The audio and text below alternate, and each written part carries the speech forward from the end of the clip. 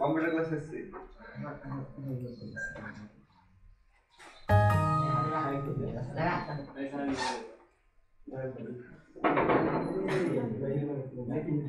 প্রথম দিন কি কি করেছিলাম? ইনপুট ডিভাইস, আউটপুট ডিভাইস এগুলো করেছিলাম তো। আচ্ছা, পড়া করে এসছো? দেখো, আমি যে ক্লাসটা তোমাদের আজকে করাবো সেই ক্লাস থেকে প্রশ্ন কিন্তু পরের দিন তোমাদের নেওয়া হবে, ঠিক আছে? তো আমি বলেছি থিওরিতে আসার আগে অবশ্যই দেখে আসবে যেগুলো আগের দিন করা হয়েছিল। আমরা এর আগের দিন কতদূর করেছিলাম? কম্পিউটার সিস্টেমটা তো করেছিলাম, ইনপুট ডিভাইস এবং আউটপুট ডিভাইস হয়েছিল, তাই না? আচ্ছা, keyboard, digital camera, light pen, joystick, microphone, এগুলো সব হচ্ছে ইনপুট ডিভাইস। তারপরে ছিল বিসিআর, বারকোড রিডার, এটা বারকোড বলা হয়, এই ধরনের কোডটাকে বারকোড বলা হয়। ওসিআর ছিল, আর ওএমআর ছিল, OMR full form optical mark reader. আচ্ছা, কিউআর, কিউআর হচ্ছে এটা কুইক রেসপন্স। ওকে, আউটপুট ডিভাইস। আমাদের যে মনিটরটা কত ধরনের? 3 ধরনের। কি কি? এইটা কি ধরনের মনিটর বলা হয়? এলইডি তো লাস্টে সবাই জানছে যে এটা এলইডি, তার আগেও ছিল কিছু। এটা কি? এলসিডি। আর এটা CRT, CRT cathode ray tube. LCD হচ্ছে লিকুইড ক্রিস্টাল ডিসপ্লে, ওকে। আর এলইডি হচ্ছে লাইট এমিটিং ডায়োড। প্রিন্টার, কোন প্রিন্টারে কালার প্রিন্ট হয়, লেজার না ইঙ্কজেট? ইঙ্কজেটে। লেজার প্রিন্টারে কি হয়? সাদা কালার, এই হচ্ছে লেজার প্রিন্টার, ওকে। এইগুলো আমরা আগের দিন আলোচনা করেছিলাম। Speaker, output device, projector, output device. তারপরে ছিল প্লটার। প্লটার কি কাজে লাগে? বড় সাইজের পোস্টার প্রিন্ট আউট করার জন্য প্লটার ইউজ হয়, ওকে। আজকে যেটা আমরা করব, এই যে কম্পিউটার শিখতে এসেছি সকলে, ঠিক আছে? তো কম্পিউটার আমরা কেন ইউজ করছি? আজকে কম্পিউটার কোথায় ইউজ হয় না বলো? কোথায় কম্পিউটার ব্যবহার হয় না? কোনো organisation, school, college, office, post office, bank, hospital, কোথায় কম্পিউটার ব্যবহার হয় না? কোথায় কোথায় বলো এমন একটা জায়গা যেখানে কম্পিউটার ব্যবহার হয় না? মুদিখানার দোকানে কম্পিউটার ব্যবহার হয় না, কে বললো? তুমি এখন ছোট মুদিখানার দোকানে গেলে তো সেখানে ব্যবহার হবে না। লালগোলায় যাবে অনেক মুদিখানার দোকান যারা কম্পিউটারের বিল দেয়, নেয় না বিল? চপের দোকানে গেলেও কিউআর স্ক্যান করে টাকা দিতে হবে তোমাকে। আচ্ছা, তো কম্পিউটারের নিশ্চয়ই কিছু সুবিধা আছে যে কারণে কম্পিউটার আমরা এত ব্যবহার করছি, কিছু অ্যাডভান্টেজ আছে। তো কি কি অ্যাডভান্টেজ কম্পিউটারে আছে তোমরা মনে করো যে কারণে কম্পিউটার ব্যবহার হয়? এনিওয়ান? কিসের জন্য এত কম্পিউটার ব্যবহার হচ্ছে? সুবিধাটা বলতে কি কি সুবিধা পাচ্ছে মোটামুটি? আগে তো হতো, আগেও হতো, আগে যখন কম্পিউটার ছিল না তখনও তো কাজ হতো, তখনও স্কুল চলেছে, দোকান চলেছে, হসপিটাল চলেছে, কিন্তু কম্পিউটার আসাতে কি কি সুবিধা পাচ্ছে যেন মানুষ কম্পিউটারটাকে বেশি ইউজ করছে? কম সময় লাগছে, কম সময় লাগছে, তার মানে একটা আমরা পাচ্ছি যে কম্পিউটারে খুব দ্রুত কাজ করা যায়। একটা অ্যাডভান্টেজ হিসাবে স্পিডটাকে আমরা বলতে পারলাম, ঠিক আছে? আর কি অ্যাডভান্টেজ আছে? ডেটাগুলো রাখা যায়, মানে কম্পিউটারের মধ্যে মেমোরি আছে যেখানে আমরা কিছু স্টোর করে রাখতে পারি, মেমোরি। আচ্ছা, হলো সেকেন্ড হলো। থার্ড, আর কি কারণে কম্পিউটার ব্যবহার হচ্ছে মনে করো? তোমরা মনে করো, যেটা সাথে বলো না যে এই কারণে হতে পারে।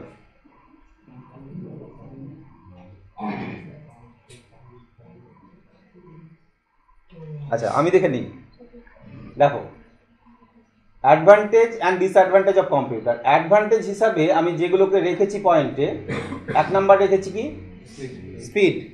কম্পিউটার খুব স্পিডে কাজ করতে পারে, খুব তাড়াতাড়ি কাজ করা যায় কম্পিউটারে, যে কারণে এটা একটা অ্যাডভান্টেজ হিসাবে ধরেছি।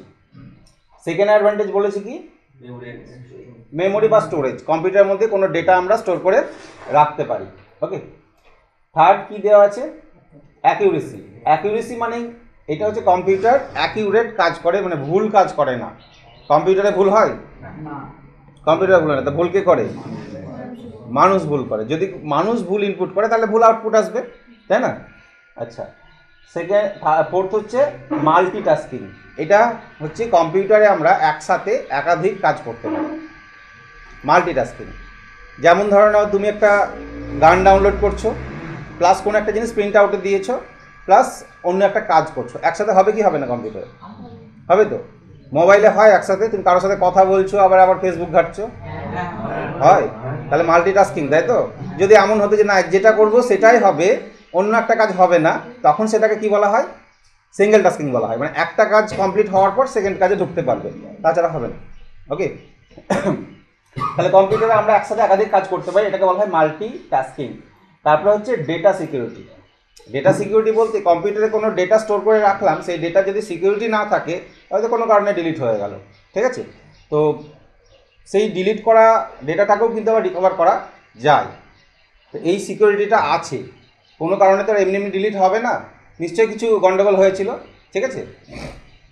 তো এই সিকিউরিটিটা পাওয়া যায় বলে কম্পিউটারটা ইউজ করতো। না হলে আজকে ভাবো আমরা লাখ লাখ কোটি কোটি টাকার ট্রানজ্যাকশান করি, সেটা ব্যাংকে থাকে, ব্যাংক থেকে ব্যাংকের কোথায় থাকে টাকার হিসাবগুলো? কম্পিউটারে থাকে।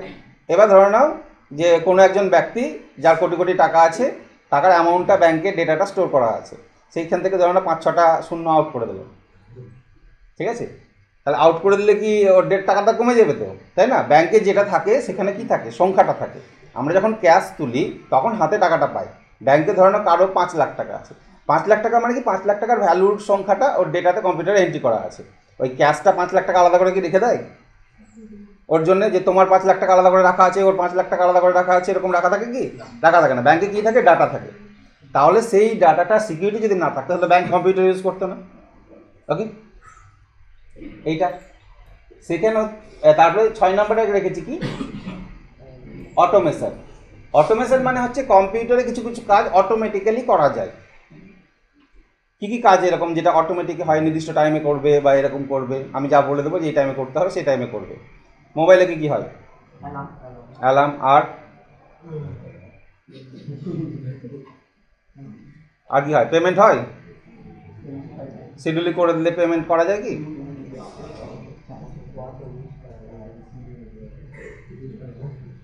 অটো ইউজ করা হয়, তাই না? তো এই অটোমেশন হচ্ছে যে আমি কিছু কাজ বলে দিলাম যে এই শিডিউলে করতে হবে, আমি ঘুমিয়ে গেলাম, ওর নিজে নিজেই করে নেবে, ঠিক আছে? মোবাইল অফ করেও যদি ঘুমিয়ে যাও তোমার অ্যালার্ম কিন্তু ঠিক বেজে যাবে সেই যে টাইমে তুমি দিয়েছিলে। তো কম্পিউটারে কিছু কাজ আছে যেগুলো আমরা অটোমেটিক করতে পারি, এটাকে বলা হয় অটোমেশন। এটা একটা অ্যাডভান্টেজের মধ্যে দেওয়া হয়েছে। তারপরে একটা অ্যাডভান্টেজ বলা হয়েছে কি? Reduce cost. কস্ট মানে তো খরচা। তাহলে কম্পিউটার আমাদের অনেক খরচা বাঁচিয়ে দেয়। যেমন কি খরচা বাঁচায় বলো দেখি?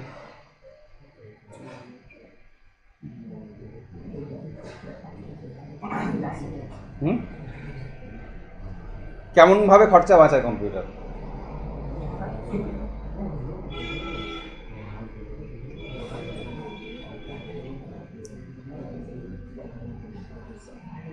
আচ্ছা, যখন কম্পিউটার ছিল না, মোবাইল ছিল না, আগে কম্পিউটার না মোবাইল? কম্পিউটার আগে, আগে কম্পিউটার, ঠিক আছে? কম্পিউটারের পর মোবাইলটা আমরা সেইভাবে, মোবাইলে কি হয় এখন বর্তমানে স্মার্টফোন আসাতে কম্পিউটারের মিনি ভার্সন বলতে পারো স্মার্টফোনকে, যেখানে কী হয় ম্যাক্সিমাম কাজ আমরা ওখান থেকে করে নিতে পারি, ঠিক আছে? তাই বলে সব কাজ মোবাইলে হবে না। তো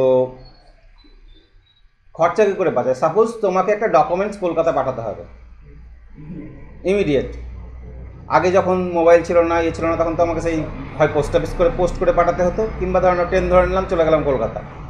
কিন্তু এখন পাঠাতে গেলে কী করে পাঠাবো?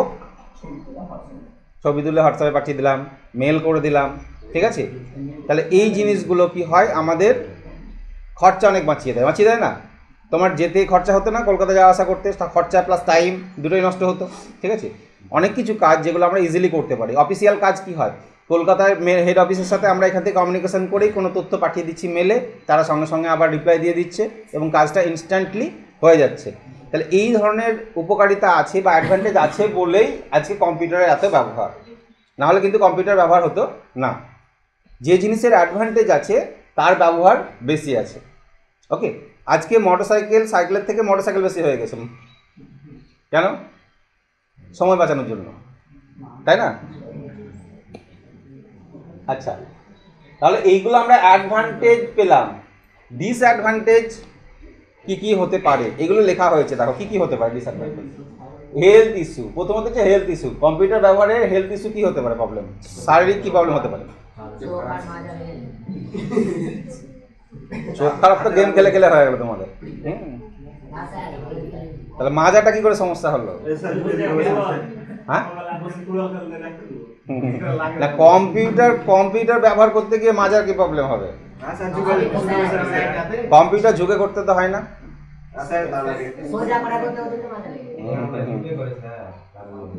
শোনো,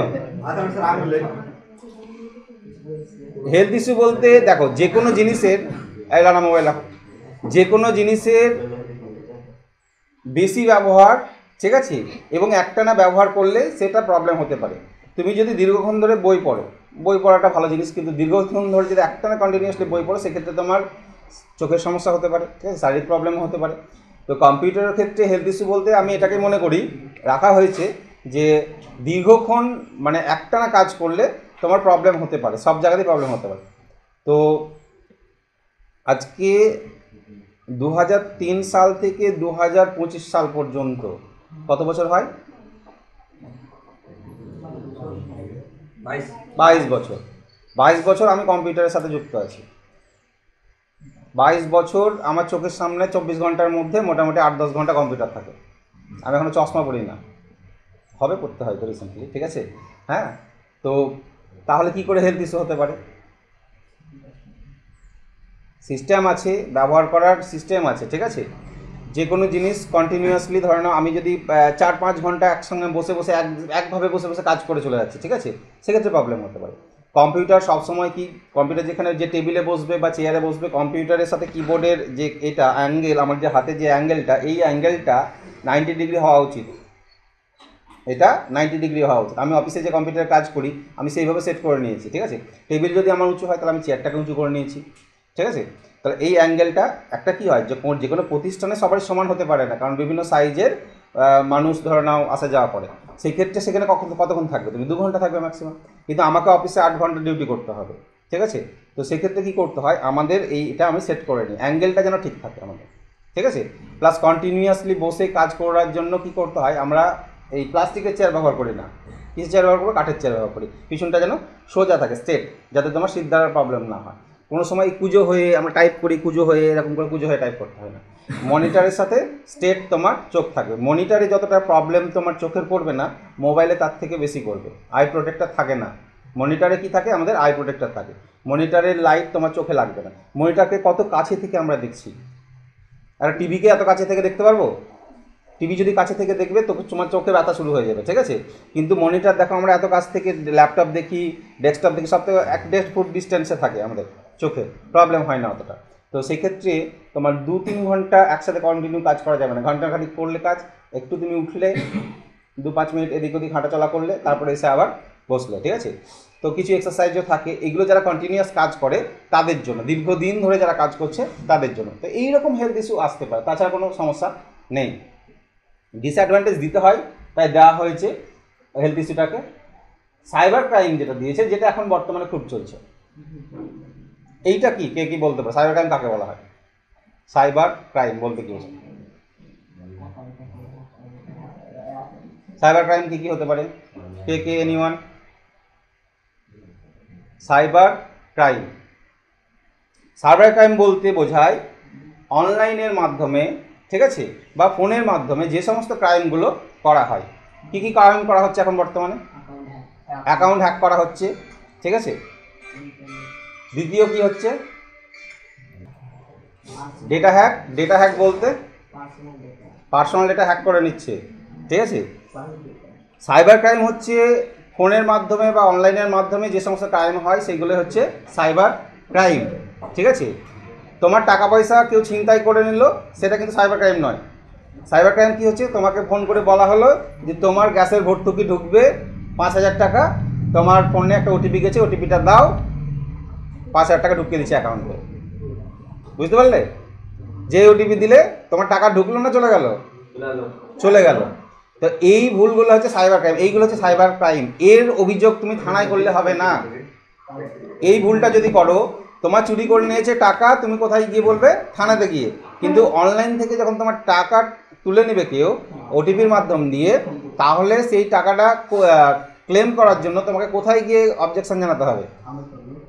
ওই তোমার সাইবার ক্রাইম ডিপার্টমেন্ট আছে, সেটা বহরমপুরে আছে, কলকাতাতে আছে, বিভিন্ন জায়গায় আছে, সেখানে গিয়ে অভিযোগ জানাতে হবে। লালগোলাতে না, লালগোলা গেলে বলে দেবে তোমাকে সাইবার ক্রাইম ডিপার্টমেন্ট কোথায় আছে, ঠিক আছে? ওকে, তাহলে সেইখানে গেলে বলে দেবে। প্লাস ধরে নাও এই ধরনের ক্রাইমগুলোকে বলা হয় সাইবার ক্রাইম। এটাও কিন্তু মানে অপরাধ এবং এরও শাস্তি আছে প্রচুর। ওকে,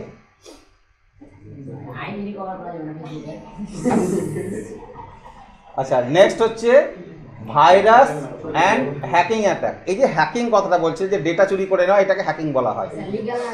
কোনটা? হ্যাকিংটা ইলিগাল।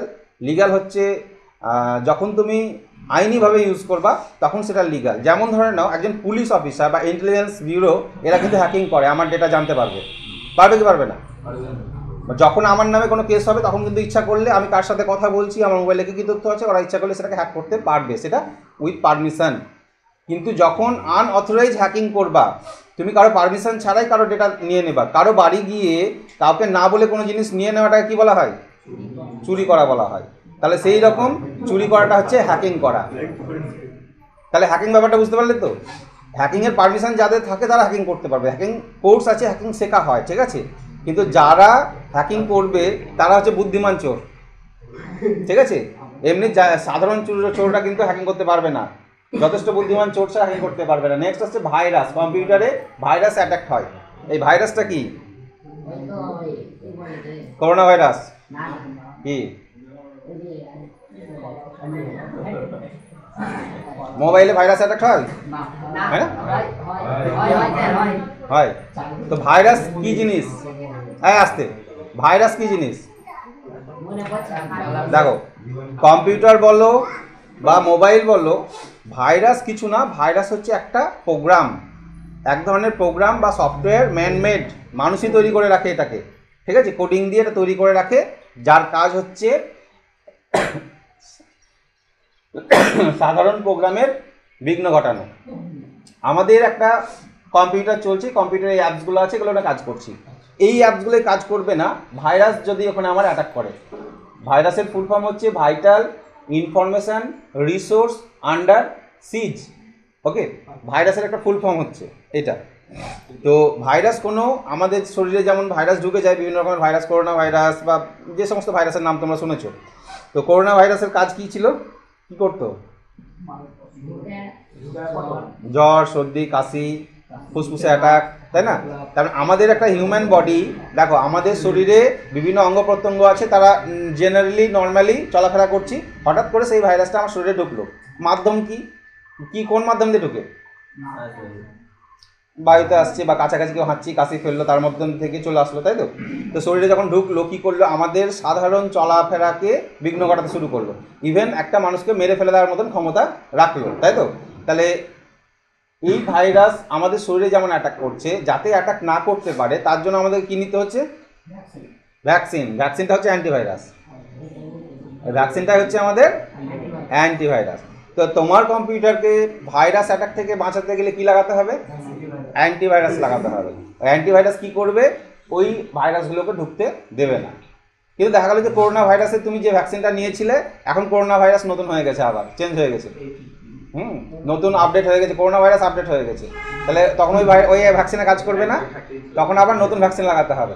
তো ভাইরাস কন্টিনিউয়াসলি আপডেট হয়, ভাইরাসটা ম্যানমেড। ওকে, এই ভাইরাস, কম্পিউটার ভাইরাস, এমনি কোনো জীবাণু বা হাওয়াতে উড়ে এসে ঢুকে গেল এরকম কোনো ভাইরাস নয়। এগুলো বিভিন্ন ধরনের প্রোগ্রাম তৈরি করা হয় কম্পিউটারকে খারাপ করার জন্য। এবার কাজ কি, কে তৈরি করবে? কোম্পানি। কেন তৈরি করবে?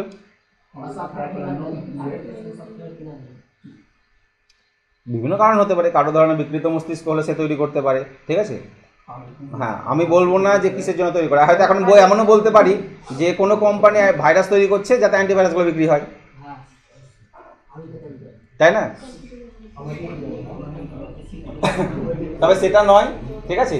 বিভিন্ন কারণে ভাইরাস মানে তৈরি হয়, তার কারণ পরে তোমরা যখন পড়াশোনা করবে তখন ভালো বুঝতে পারবে। এখন আর ডিটেলসে যাবো না আমি এটাতে,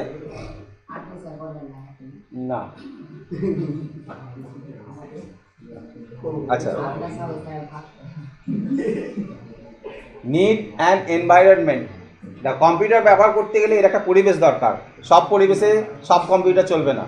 যে কম্পিউটার যে পরিবেশে চলার কথা সেই পরিবেশেই কিন্তু কম্পিউটারটাকে চালাতে হবে। এখন তুমি এই কম্পিউটারটাকে নিয়ে গিয়ে জলের মধ্যে ডুবিয়ে দিলে দিয়ে বলে চলো, চলবে না কিন্তু, তাই না? তো এর একটা অ্যাডভান্টেজ এনভায়রনমেন্ট লাগবে। ওকে, আর একটা কি দরকার? Special language. কম্পিউটার যে ভাষায় বোঝে সেই ভাষাতে তোমাকে প্রোগ্রাম তৈরি করতে হবে। আমি যে অ্যাপসগুলো ব্যবহার করছি, যে অ্যাপসগুলো তোমরা ব্যবহার করছো, টাইপিং বলো, নোটপ্যাড বলো, এমএস পেন্ট যেগুলো ব্যবহার করবে বা করছো, সেই সমস্ত অ্যাপসগুলো তৈরি করা কিন্তু ওর ল্যাঙ্গুয়েজে করতে হবে, ওর ভাষাতে করতে হবে। আমি আমার মতন বলে দিলাম যে এরকম একটা অ্যাপস তৈরি করবো, হবে না, কম্পিউটারের ভাষাতে তৈরি করতে হবে। ঠিক আছে? তো কম্পিউটার করতে গেলে ওই স্পেশাল ল্যাঙ্গুয়েজটা জানা দরকার। ওকে, তাহলে এই অ্যাডভান্টেজ এবং ডিসঅ্যাডভান্টেজের মধ্যে আমরা এগুলো পেলাম। তো কি কোনটা বেশি পেলাম, অ্যাডভান্টেজ না ডিসঅ্যাডভান্টেজ? অ্যাডভান্টেজ। ডিসঅ্যাডভান্টেজ তো প্রত্যেকটা জিনিসেরই আছে, ঠিক আছে? যার অ্যাডভান্টেজ আছে তারই ডিসঅ্যাডভান্টেজও আছে। আচ্ছা, মশা মাছি এই দুটোর অ্যাডভান্টেজ কি আছে? উড়ে কি করবে, আমাদের কি লাভ? আমাদের পরিবেশের ভারসাম্য রক্ষা করে, তাই আর কিছু না। ঠিক আছে? হ্যাঁ, তাছাড়া অ্যাডভান্টেজ কিছু নেই। হ্যাঁ,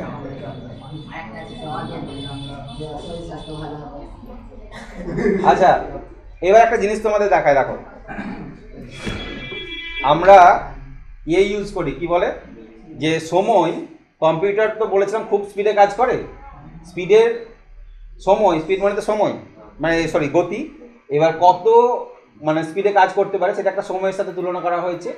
সময়ের এককগুলো কি কি একক হয়? সময়ের একক বলো দেখি কয়েকটা। সময় আমরা মেজার করি কি দিয়ে? সেকেন্ড, মিনিট, ঘন্টা, দিন, এগুলো দিয়ে আমরা সময় করি, মেজার করি। তো 1 সেকেন্ড সময় কতটা সেটা আশা করি সকলে জানো। 1 সেকেন্ড সময়, 1 সেকেন্ড মানে কতটা সময় সেটা আমরা সকলে জানি। এক পলকের মধ্যে সেকেন্ড চলে যায়, তাই না? তো সেকেন্ডের থেকে ছোট সেকেন্ড যখন আসবে তখন সেটাকে বলা হয় মিলি সেকেন্ড। মিলি সেকেন্ড মানে হচ্ছে, হ্যাঁ, 1/1000। তার মানে 1 সেকেন্ডের 1000 ভাগের 1 ভাগ সময়। 1 সেকেন্ডকে 1000 ভাগ করার পর 1 ভাগ যে সময়টা হবে সেটা হবে 1 মিলি সেকেন্ড। সময় ছোট এককে আসছে, মিলি সেকেন্ড। তার থেকে ছোটকে বলা হয় মাইক্রো, 10⁻⁻6। -6 মানে হচ্ছে এইটা 1/এটা, ঠিক আছে? -6। তাহলে এটাতে কত আছে? একক, দশক, শতক, হাজার, হয়তো লক্ষ। 10 লক্ষ আছে মনে হয়, 10 লক্ষ আছে না? জুম করলাম, দেখো কত আছে। 10 লক্ষ না 1 লক্ষ? 10 লক্ষ। তাহলে 1 সেকেন্ডের 10 লক্ষ ভাগের 1 ভাগ হচ্ছে 1 কি second? Micro second. Nano second এটা কত আছে?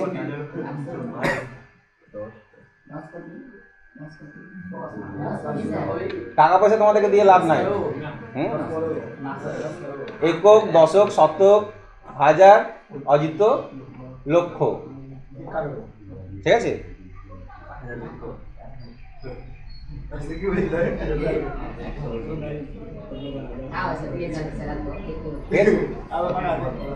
তাহলে ন্যানো সেকেন্ড হচ্ছে এই যে সংখ্যাটা এলো 100 কোটি না 1000 কোটি?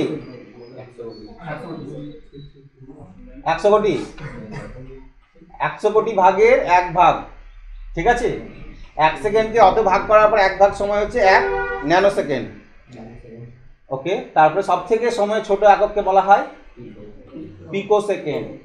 10⁻⁻12। এই যে -12 মানে কি বলতো? এইখানে একের পরে 12টা শূন্য আছে, গুনবে দেখে 12টা শূন্য আছে। 2 3 4 5 6 7 8 9 10 11 12।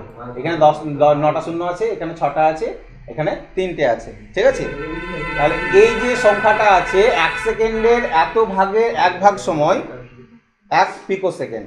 কম্পিউটার এই পিকো সেকেন্ডে যে কোনো ক্যালকুলেশন করতে পারে, উইদিন পিকো সেকেন্ডে এই স্পিডে কাজ করতে পারে। বুঝতে পেরেছো?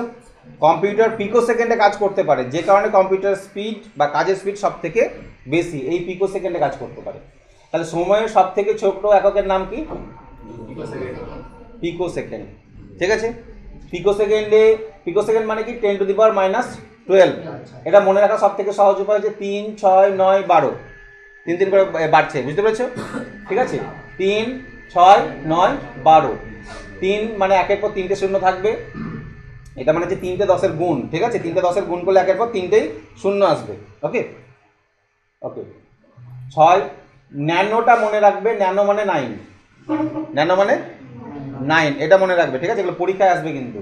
ওকে, ন্যানো মানে 9। তাহলে সময়ের এই এককগুলো আমরা জানলাম, ছোট এককগুলো, এবং এই স্পিডে কম্পিউটার কাজ করতে পারে। ক্লিয়ার? ওকে, নেক্সট এবার যেটা আমরা আসবো, ক্লাসিফিকেশন অফ কম্পিউটার। কম্পিউটারের ভাগ। কম্পিউটার সাধারণত কত ধরনের হয়? চলে আসি, কম্পিউটার কত ধরনের হয়? 3 ধরনের হয়। অ্যানালগ কম্পিউটার, ডিজিটাল কম্পিউটার এবং হাইব্রিড কম্পিউটার। দেখো এই অ্যানালগ, ডিজিটাল এবং হাইব্রিড, এই 3 ধরনের কম্পিউটার সাধারণত আমরা ইউজ করি। অ্যানালগ আমরা কোনটা ইউজ করি, অ্যানালগ, ডিজিটাল না হাইব্রিড?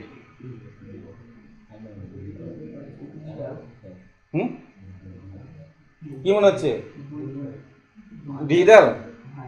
আচ্ছা, আমরা ডিজিটাল কম্পিউটারই ইউজ করি। ঠিক আছে, এটাই ইউজ করি আমরা সচরাচর স্কুল, কলেজ, এই সমস্ত জায়গায় এই কম্পিউটারটাই ব্যবহার হয়। তাহলে অ্যানালগ কম্পিউটার কোথায় ব্যবহার হয়, আর হাইব্রিড কম্পিউটারে বা কোথায় ব্যবহার হয়? হাইব্রিডটা কি? দেখো, হাইব্রিড মানে কি? তোমরা হাইব্রিড কি কি জিনিস দেখেছো?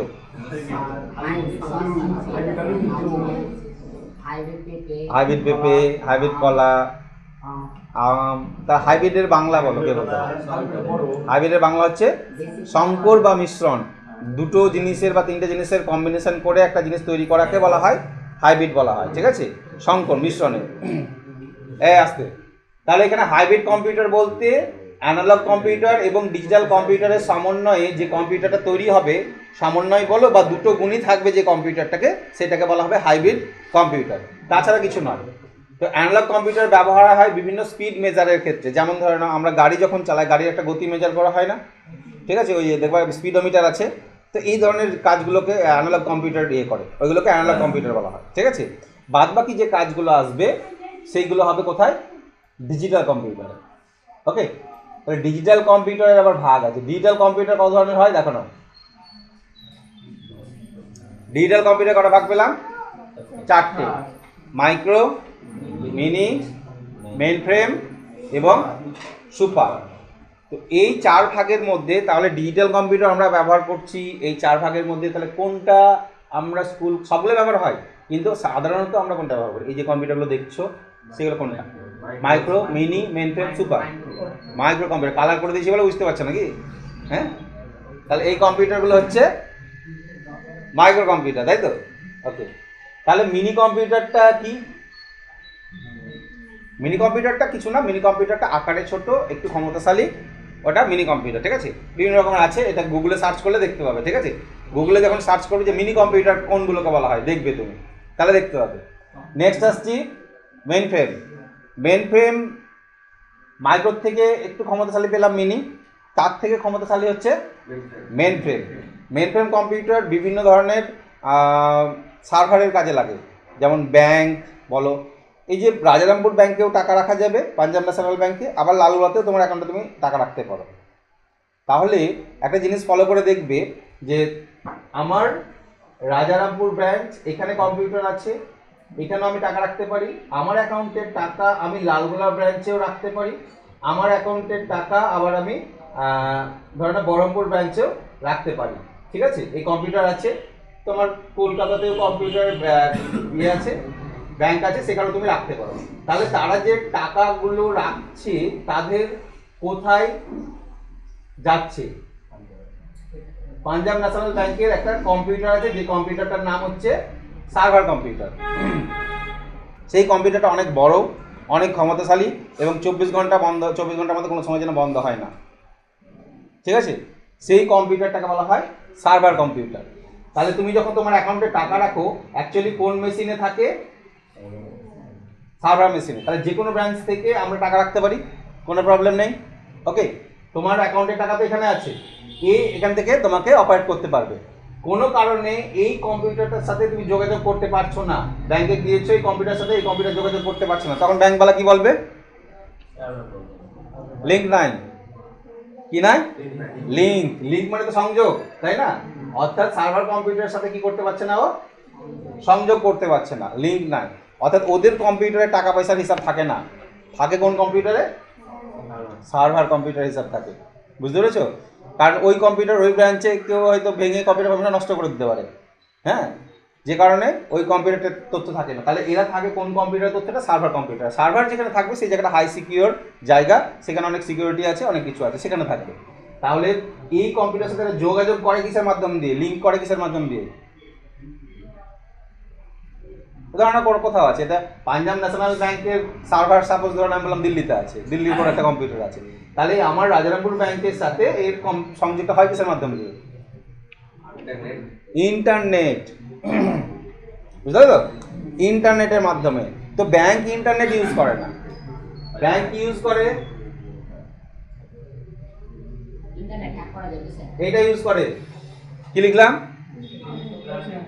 হ্যাঁ হ্যাঁ, ব্যাংক কিন্তু ইন্টারনেট ইউজ করে না, এটা ইউজ করে। একই তো বানান নাকি? এই দুটো বানানোর মধ্যে পার্থক্য কি আছে? এইটা হচ্ছে ইন্ট্রানেট আর এটা ইন্টারনেট। ব্যাংক ইউজ করে ইন্ট্রানেট আর আমরা ইউজ করি ইন্টারনেট। ইন্ট্রানেটটা প্রাইভেট নেটওয়ার্ক, এটাও ইন্টারনেটের মতনই, কিন্তু এটা হচ্ছে প্রাইভেট নেটওয়ার্ক, ওখানে পাবলিক ঢুকতে পারবে না, ওরাই কাজ করতে পারবে, ওরা পয়সা দিয়ে কিনে নিতে হয়, ঠিক আছে? ওদের নেটওয়ার্কে ওরাই কাজ করতে পারবে, না হলে যে কেউ যেখানে সেখানে ঢুকে ধরনের হ্যাকিং করতে পারবে। তাই ব্যাংক ইউজ করে কি? ইন্ট্রানেট, ওদের লিঙ্কে তুমি ঢুকতে পারবে না। বুঝতে পেরেছো তো? ওকে, তাহলে মেইন ফ্রেম কম্পিউটার ইউজ হচ্ছে, সার্ভার হিসাবে ইউজ হয়। নেক্সট আসছি আমরা কি computer? Super computer. Super computer হচ্ছে সব থেকে ক্ষমতাশালী কম্পিউটার। সব থেকে ক্ষমতাশালী কম্পিউটারের নাম হচ্ছে সুপার কম্পিউটার। সুপার কম্পিউটার এমন একটা কম্পিউটার যেটা মহাকাশে উপগ্রহ পাঠাতে গেলে স্যাটেলাইটের সাথে সংযোগ করার জন্য এই কম্পিউটার ইউজ করা হয়। এই কম্পিউটার অনেক দেশ আছে যারা ব্যবহার করতে পারে না, যেমন যারা উপগ্রহ পাঠায়নি ভেবে নাও তারাই। কোন কোন দেশ মহাকাশে উপগ্রহ পাঠানোর মতন ক্ষমতা রাখে না? হ্যাঁ, বাংলাদেশ পাঠিয়েছে। কি করে পাঠিয়েছে? বাংলাদেশ কারো সহযোগিতায় পাঠিয়েছে, ঠিক আছে? সহযোগিতা নেই, স্বয়ং নিজে পাঠানি। পাকিস্তানে শুনিনি আমি এখন পর্যন্ত, জানি না পাঠিয়েছে কিনা, তো শুনিনি আমি এখনো, ঠিক আছে? আচ্ছা, তাহলে ভাবো এই কম্পিউটারটা কত ক্ষমতাশালী কম্পিউটার, যে মহাকাশের উপগ্রহে পাঠানোর সাথে সংযোগ বা কমিউনিকেশন রাখে, ঠিক আছে? এই কম্পিউটারটা ভারতের তৈরি প্রথম সুপার কম্পিউটারের নাম হচ্ছে পরম, ঠিক আছে? PARAM। এটা হচ্ছে ভারতের তৈরি ফার্স্ট সুপার কম্পিউটার, প্রথম তৈরি করা সুপার কম্পিউটার, ঠিক আছে? তো তোমাদের যেটা কাজ, মাইক্রো, মিনি, মেইনফ্রেম, সুপার, এই কম্পিউটারের ছবিগুলো গুগলে সার্চ করে দেখে নেবে কোনটা কেমন, ঠিক আছে? সুপার কম্পিউটার ছবি আমি এখানে দেখাতে পারতাম, কিন্তু তোমাদের এখন স্মার্টফোন, সবার হাতে ফোন আছে, কম্পিউটারেও নেট আছে, দেখে নেবে কোনটার কেমন।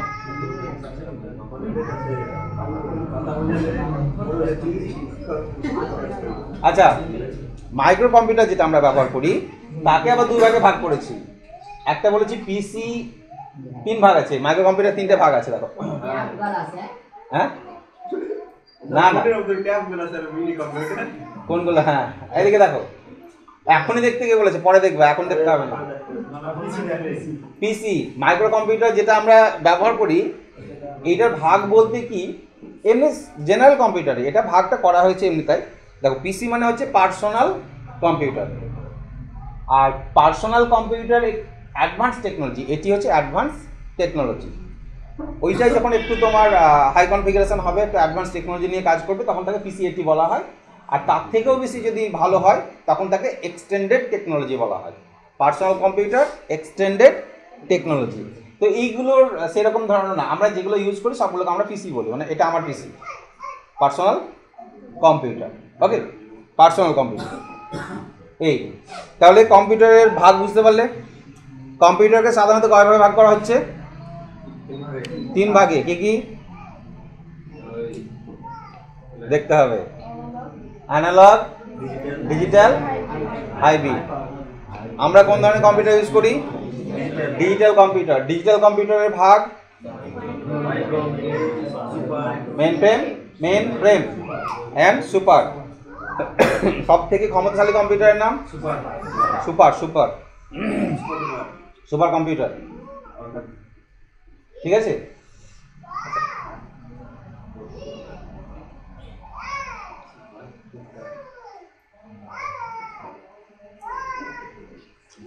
এবার চলে আসছি আমরা কম্পিউটারের পার্টস। এগুলো লিখতে হবে কিন্তু, ঠিক আছে। আমি জাস্ট ক্লাসটা করে নিই আর একটু, তারপরে তোমাদেরকে লিখতে দেবো, ঠিক আছে। আচ্ছা, কম্পিউটার পার্টসের আগে আমাদের একটু হিস্ট্রি জানা দরকার, যেটা হচ্ছে কম্পিউটার জেনারেশন মানে কি? প্রজন্ম। এখনকার জেনারেশনের ছেলেমেয়েরা আর আগেকার জেনারেশনের ছেলেমেয়েদের মধ্যে পার্থক্য আছে কিছু? কি পার্থক্য আছে?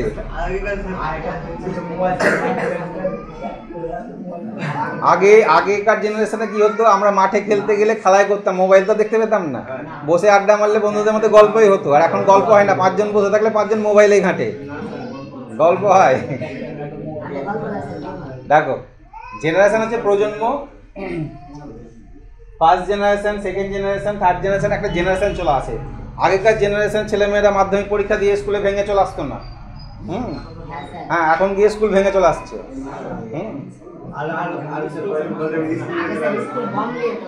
হ্যাঁ, আগে আমরা মাধ্যমিক পরীক্ষা দিয়েছি, কোনোদিন পুলিশ দেখিনি যে সেন্টারে পুলিশ গার্ড আছে। আর এখন পুলিশ গার্ড দিতে হচ্ছে ছাত্রের ভয়ে, পুলিশ গার্ড দিতে ছাত্র ভেঙে টেঙে চলে আসছে, ঠিক আছে।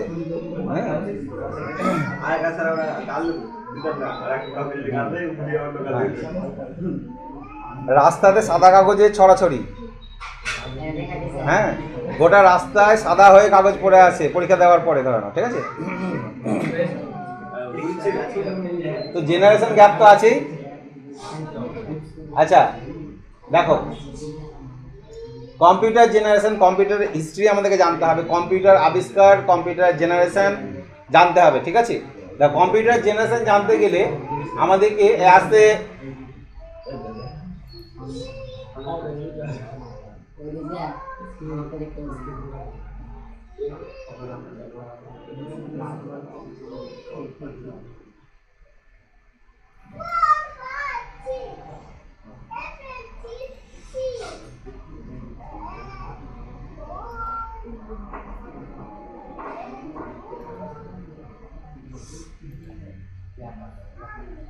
প্লটার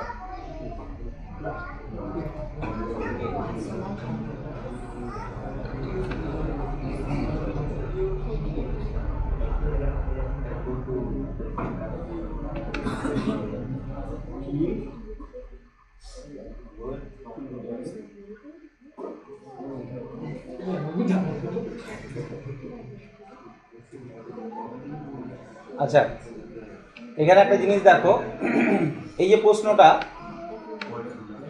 কি হবে বলো, এটা এর থেকে জুমার করতে পারবো না আমি এটাকে।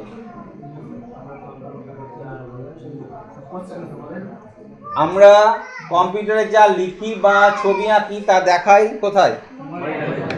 আচ্ছা, মনিটরে, এই যে এটা, তাই তো।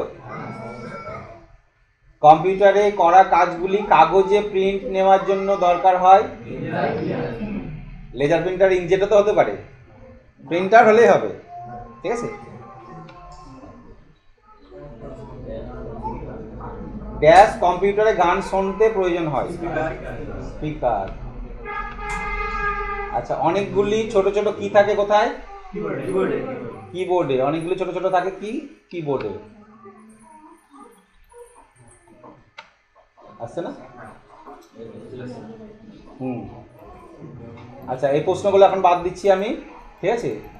যেটা হচ্ছে তোমাদের কম্পিউটারের হিস্ট্রিটাকে আমরা জানি। ওকে, কম্পিউটার জনক বলা হয় কাকে? চার্লস ব্যাবেজকে।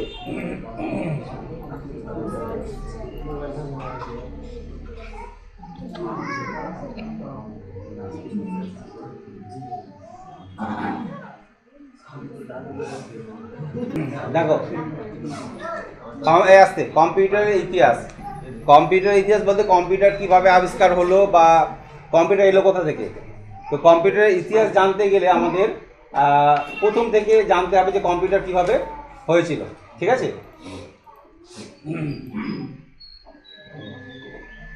প্রথম প্রাচীনকালে অ্যাবাকাস বলে একটা যন্ত্র আবিষ্কার হয়েছিল, যেখানে অ্যাবাকাসের সাহায্যে বিভিন্ন রকমের হিসাব নিকাশ বা ক্যালকুলেশন করা হয়। অ্যাবাকাস ট্রেনিং এখনও হয়, ঠিক আছে, এখনও অ্যাবাকাসের ট্রেনিং হয়।